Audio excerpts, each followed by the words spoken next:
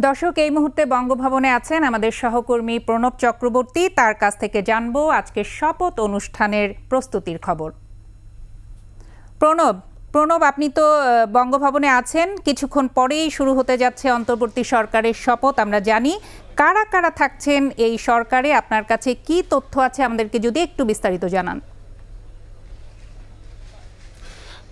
আখি, আপনি যেমনটি বললেন, আপনি আসলে জানেন যে আপনি যেমনটি বলছিলেন কিছুক্ষণ বাদে আসলে শুরু হতে যাচ্ছে অন্তর্বর্তীকালীন যে সরকার রয়েছে তার শপথ গ্রহণ অনুষ্ঠান।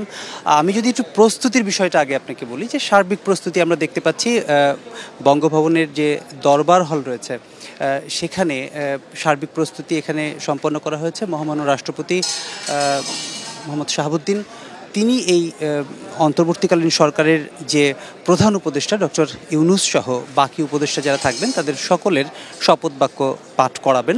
তার সার্বিক প্রস্তুতি আমরা এখানে দেখতে পাচ্ছি সম্পন্ন করা হয়েছে।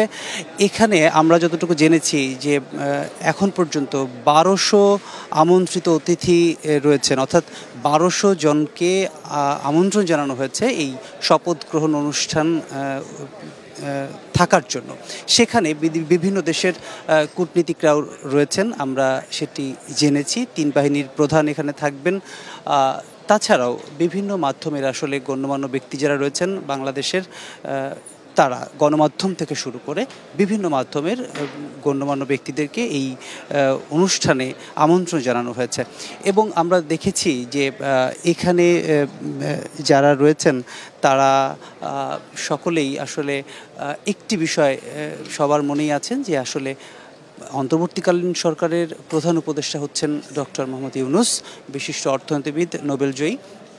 তার পাশাপাশি উপদেষ্টা কারা থাকছেন সেটি আসলে সামাজিক যোগাযোগ মাধ্যম বা বিভিন্ন মাধ্যমে অনেকের নাম আমরা জেনেছি। সেটি আসলে এইভাবে এখনই বলাটা ঠিক হবে না, কারণ আমরা এখনও কাউকে ওইভাবে দেখছি না। যাদের নাম আমরা দেখছি বিভিন্ন মাধ্যমে তাদের কাউকে আমরা এখন উপস্থিত দেখিনি। যে কারণে আপনি যে বিষয়টি জানতে চাইলেন নাকি, যে আসলে কে কে আছে এই উপদেষ্টা মণ্ডলীতে, সেটি আসলে বলা খুব কঠিন হবে। তবে আমরা এর আগে যেটি জেনেছিলাম যে বঙ্গভবনে 22টি গাড়ি, অর্থাৎ যারা উপদেষ্টা হবেন রীতি অনুযায়ী, যারা উপদেষ্টা হবেন মন্ত্রিপরিষদ বিভাগ থেকে তাদেরকে আমন্ত্রণ জানানো হয় এবং তাদের জন্য তাদের বাড়িতে বঙ্গভবন থেকে গাড়ি পাঠানো হয় এবং সেই গাড়িতে করে যারা শপথ নেবেন তারা এই বঙ্গভবনে আসবেন এবং তাদেরকে শপথ বাক্য পাঠ করানো হয়।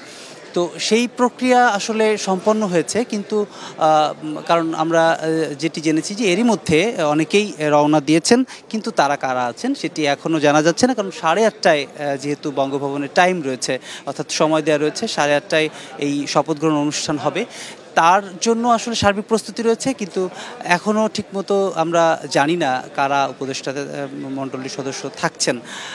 শুধু এখন অপেক্ষা কি, কারণ দীর্ঘ একটি পরিস্থিতি পেরিয়ে আজকের এই একটি মাহেন্দ্রক্ষণ, যেটি বাংলাদেশের জন্য একটি অভ্যুদয় বটে, সেটির জন্য আসলে এখন শুধু অপেক্ষা করতে হবে যে কারা থাকছেন, কিভাবে এই প্রক্রিয়া। যদিও এই যে শপথ গ্রহণ অনুষ্ঠানটি হয়, আমরা এর আগে যেটি দেখেছি যে এটি আসলে সময়ের হিসাব যদি করা হয় তাহলে সব কিছু মিলিয়ে হয়তো 10 মিনিটের মধ্যেই শপথ গ্রহণ অনুষ্ঠানটি সম্পন্ন হয়। কারণ হচ্ছে যে প্রথমে প্রধান যে উপদেষ্টা হচ্ছেন তাকে শপথ বাক্য পাঠ করাবেন রাষ্ট্রপতি, তারপর ধীরে ধীরে বাকি উপদেষ্টাদেরও শপথ গ্রহণ অনুষ্ঠানটি হবে এবং তারপরে যথারীতি আসলে বাংলাদেশের যে স্বাক্ষর প্রদান অনুষ্ঠানটি রয়েছে সেখানে তাদের স্বাক্ষরও নেওয়া হয়, আমরা যেটি আগে দেখেছি রীতি অনুযায়ী।